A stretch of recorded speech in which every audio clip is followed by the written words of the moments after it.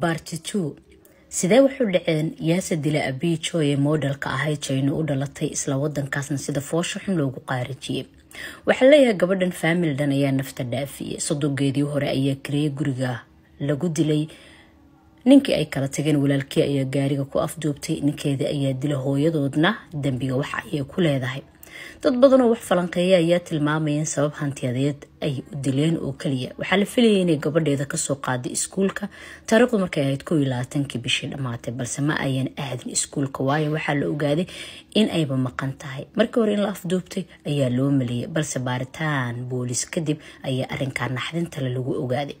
warbaahinta Shiinaha ayaa sheegtay in la weeraray iyadoo gaari ku dhex jirta. booliska ayaa xiray ninkeedii hore Alex Kawan walaalkiisii hooyadii oo iyaguna la xiriirnay dilka.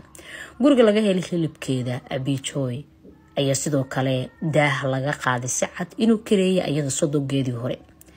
familka maysan ahayn baaliyare cid waxaysatay iyada ayay ku tiirsanayeen sida warbixinta qortay dhamaantood waxay ku noolayeen guri qurux badan oo ku raaxada oo abi iyadu ay leedahay.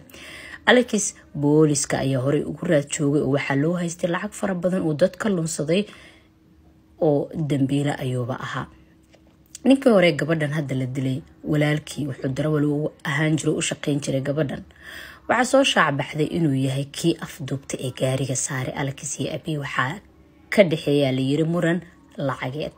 aragtidii ugu horeysay ayaana loo maleynayaa inuu Alex ku dilay sabab la xiriirta hantideeda. 15 February booliska ayaa xiray Alex xilli uu ka dhoofayay dalka. doon dheereysa ayuu ku baxsanayay ninkaas. markii la qabtay ayaa waxaa laga helay waliba lacag cadaan ah iyo saacado qaali ah oo la sheegay inay ku fadhiyaan lacago 100,000 oo lacagta wadankaas Shiinaha ah.